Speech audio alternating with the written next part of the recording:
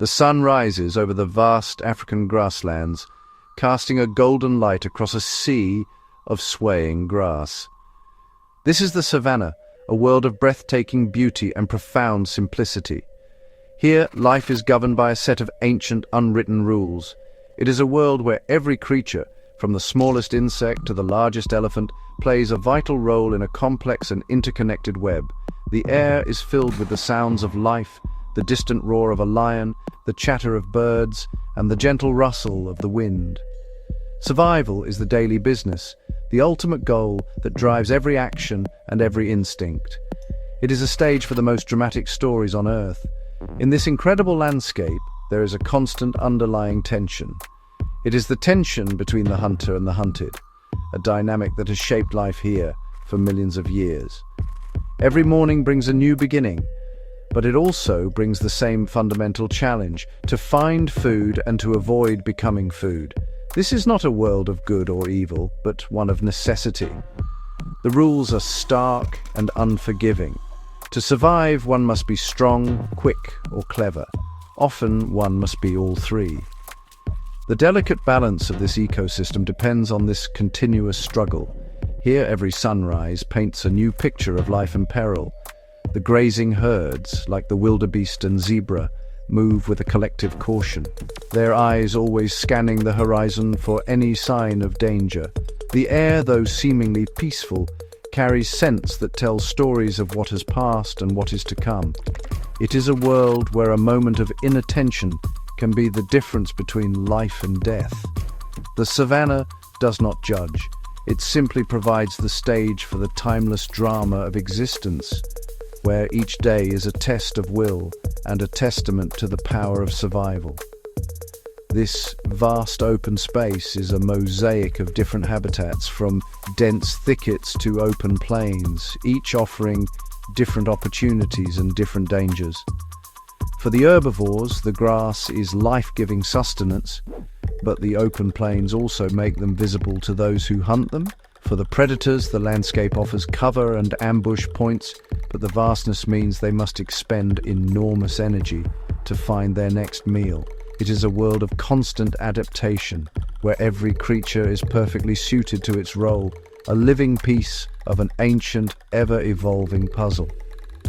The story of the savannah is written in the tracks left in the dust. Among the most elegant inhabitants of this world is the impala. With its slender legs, gracefully curved horns, and a coat of reddish-brown fur, it is a picture of poise and agility. The impala is an animal built for speed and escape. Its powerful hind legs can propel it through the air in breathtaking leaps, covering distances of up to 10 meters in a single bound. These jumps are not just for show. They are a key survival tactic. An impala can leap high into the air, seemingly for no reason, a behavior known as stotting, which may serve to confuse predators or signal its own fitness. The impala's senses are as sharp as its movements are swift. Its large, dark eyes are positioned on the sides of its head, giving it a wide field of vision to scan for danger. Its ears are like radar dishes, constantly swiveling to pick up the faintest sounds, a snapping twig, a distant call, or the almost silent footfall of a stalking predator. These remarkable senses, combined with its incredible athleticism, make the impala a master of evasion. It lives in a state of constant vigilance, a nervous energy that is essential for its survival in a world filled with expert hunters. Life for an impala is a delicate balance between grazing peacefully and being ready to explode into action at a moment's notice. They are social animals, often found in herds, which provides some safety in numbers. More eyes and ears mean a greater chance of spotting a predator before it gets too close.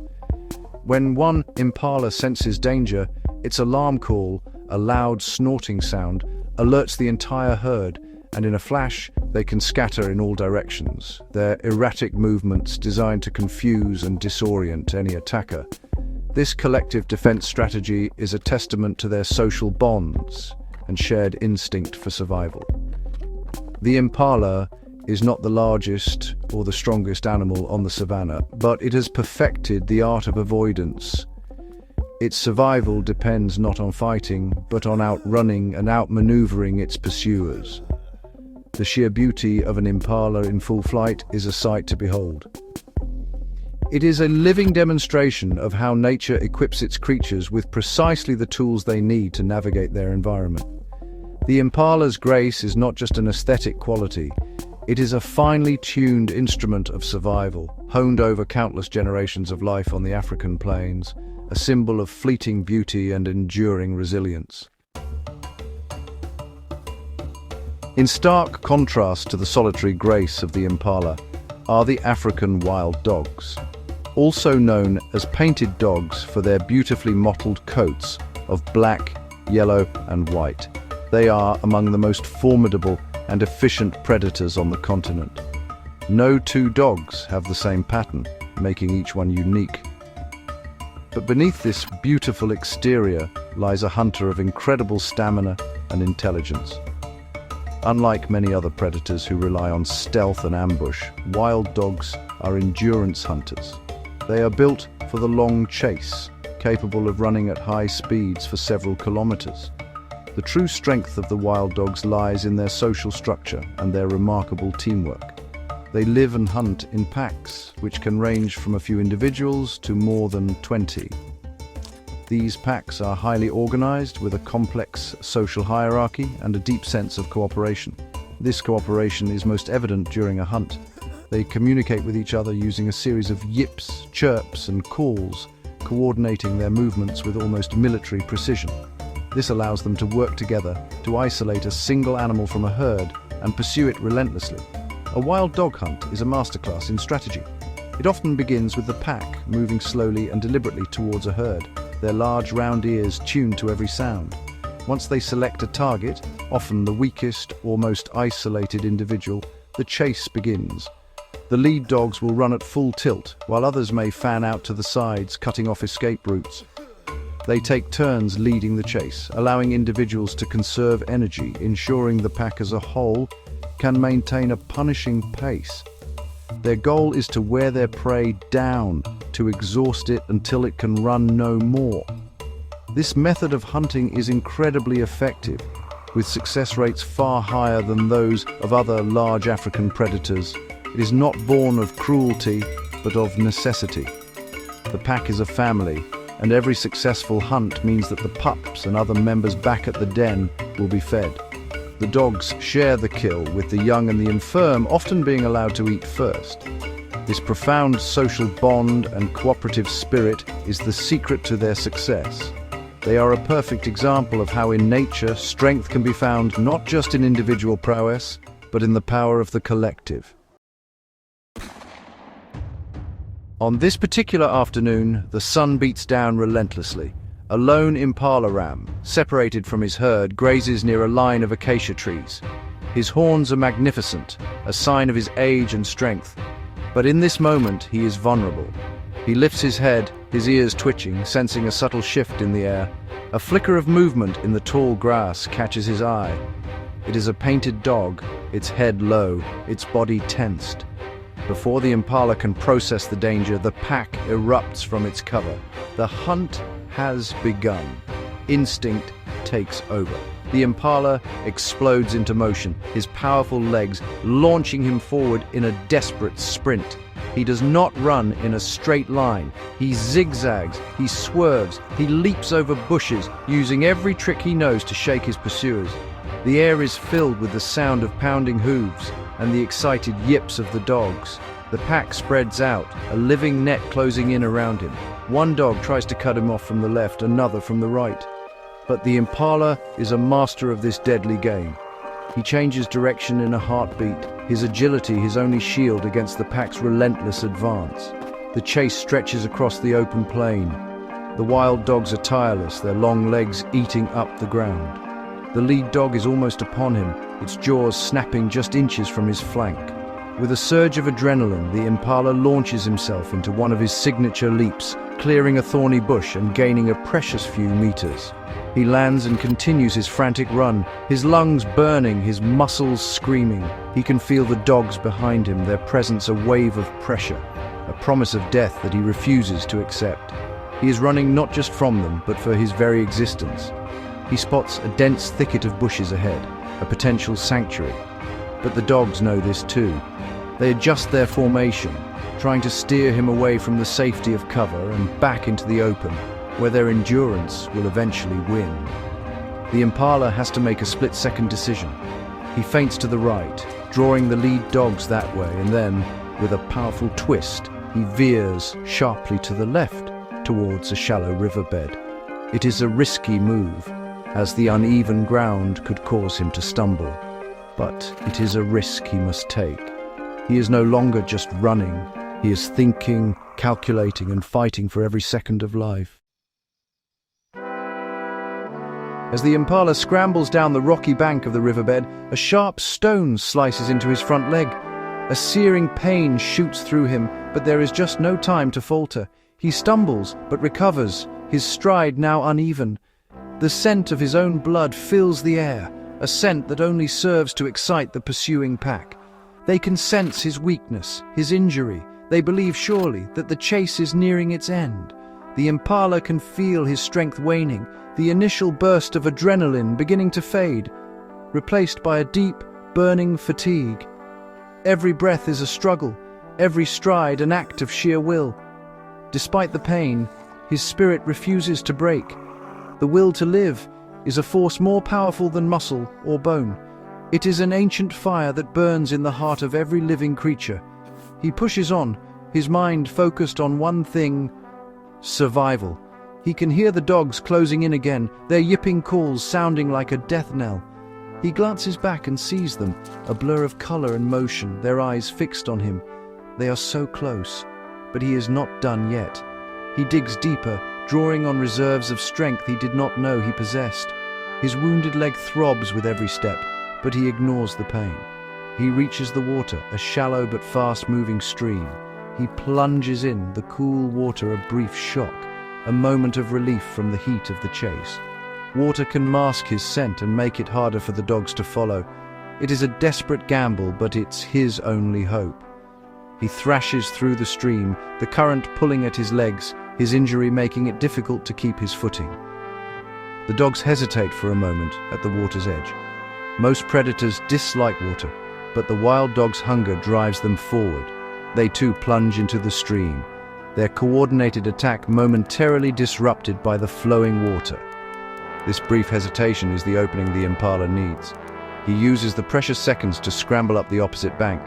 His leg gives way as he reaches the top, and he collapses for a moment in the mud. The pain is immense, but as he hears the dogs splashing in the water behind him, he forces himself to his feet. He is covered in mud, blood, and water. He is exhausted and wounded, but he is still alive. With one last defiant look back at his pursuers, he limps into the cover of a dense woodland, the shadows swallowing him up. The hunt is not over, but, well, he has won this battle. From the perspective of the painted dogs, this was not an act of malice. For them, it was just another day at the office. They don't hunt for sport or out of cruelty. They hunt to survive. The energy they expended in this long chase was, honestly, immense.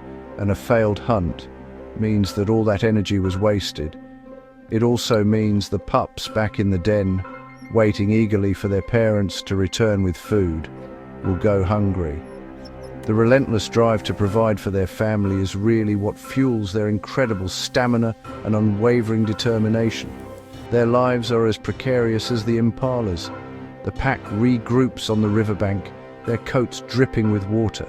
They are tired, but their focus is already shifting. The lead dog lets out a series of calls, communicating with the others. The Impala is gone now, lost in the dense woods where their pack hunting tactics are, well, just less effective. There's a sense of disappointment, but not despair.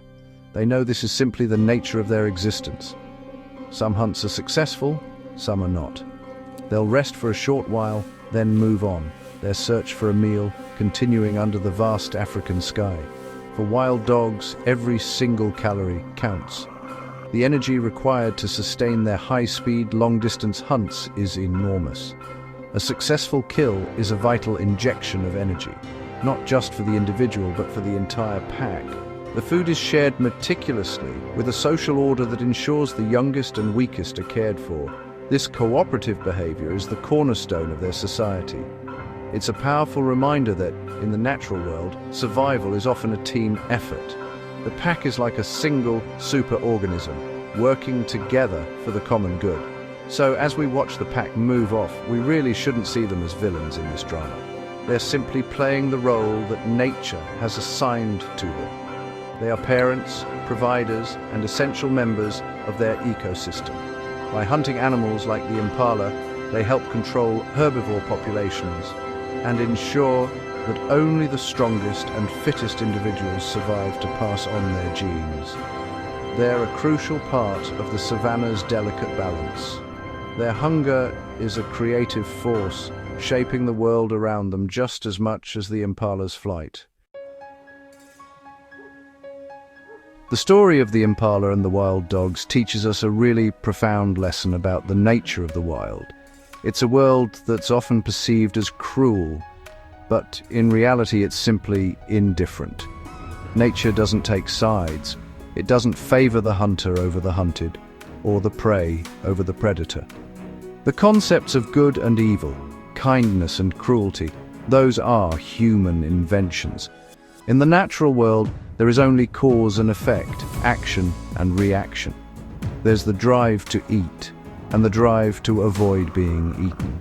It's a system that is perfectly, and sometimes brutally, balanced. The beauty of the savanna isn't diminished by the life and death struggles that take place upon it. In fact, this constant drama is an integral part of its beauty.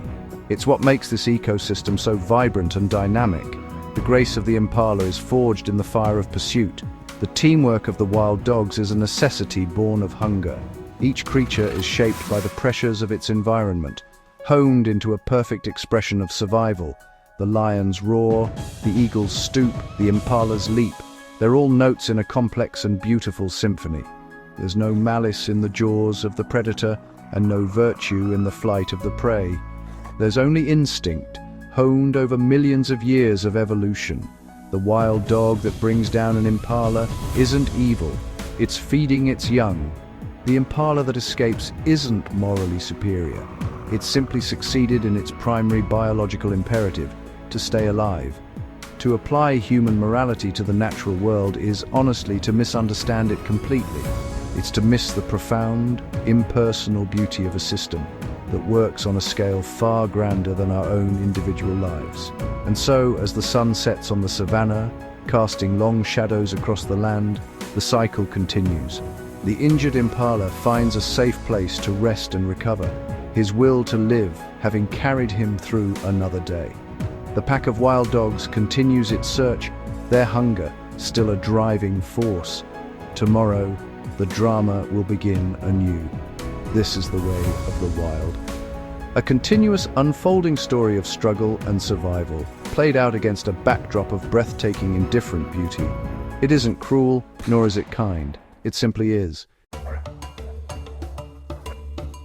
The relationship between the impala and the wild dog isn't one of simple antagonism. It's an intricate, evolutionary dance that has been going on for millennia. Each species has shaped the other. The impala's incredible speed, agility, and keen senses are a direct result of the pressure exerted by predators like the wild dog.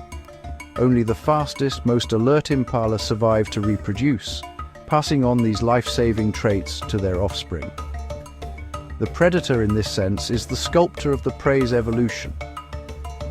Conversely, the impala has shaped the wild dog. The impala's evasive maneuvers and high-speed sprints have forced the wild dogs to evolve their own unique set of skills. Their stamina, their intelligence, and their sophisticated pack-hunting strategies are all adaptations developed to overcome the challenges posed by their agile prey. If the impala were slow and easy to catch, the wild dogs just wouldn't need to be such incredible endurance athletes or such cooperative hunters. The prey, in turn, sculpts the predator. This dynamic is known as a co-evolutionary arms race. It's a constant back and forth where an adaptation in one species drives an adaptation in the other. The impala gets faster, so the wild dog must develop more stamina. The impala learns to zigzag, so the wild dogs learn to coordinate and cut off escape routes. This dance of life and death is one of the primary engines of evolution, driving the incredible diversity and complexity we see in the natural world. It ensures that both predator and prey are constantly being refined, tested, and improved. This interplay is what maintains the health of the entire ecosystem. The predators weed out the sick, the old, and the weak, ensuring that the prey population remains strong and healthy. This prevents overgrazing and the spread of disease. The prey, by being difficult to catch, ensures that only the strongest and most capable predators survive to pass on their genes. It's a self-regulating system of profound elegance. The chase we witnessed between the impala and the wild dogs was not just a fight for one life. It was a single moment in an ancient, ongoing conversation between two species. In the end, the impala's desperate struggle for survival teaches us something really fundamental about life itself. His story is one of incredible courage and resilience. Wounded and exhausted, he refused to give up. He pushed his body past its limits, his mind sharp and focused even in the face of certain death. This powerful will to live, this unyielding spirit, isn't unique to the impala. It's a force that exists in every living creature, from the smallest insect to the largest whale. It's the fundamental drive that animates all life on our planet. When we look at the natural world, it's easy to be overwhelmed by the struggle, but we can also choose to see the courage. We can see the courage of the impala, refusing to surrender. We can see the courage of the wild dogs, risking injury and exhaustion to provide for their pack. We can see the courage of a seedling pushing its way through hard soil to reach the sunlight. Life, in its very essence, is an act of courage. It's the act of continuing, of striving, of adapting in the face of constant challenges. The story of the impala's last stand, a stand that on this day he won, is a microcosm of the entire saga of life on Earth. It reminds us that nature is not a peaceful paradise, but a dynamic and challenging arena.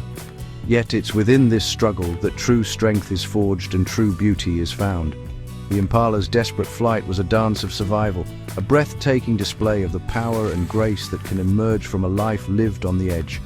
His story is a testament to the fact that even in the most difficult circumstances, there is an indomitable spirit that pushes life forward, and so we're left with a deeper appreciation for the intricate and often harsh realities of the natural world. The impala's ordeal shows us that life's value isn't measured in its length, but in its intensity, in the fight for it. It's a powerful reminder of the resilience of the living world and the extraordinary courage that can be found in the heart of even the most delicate of creatures. It's a story that resonates with our own struggles, reminding us of the powerful, unquenchable will to live that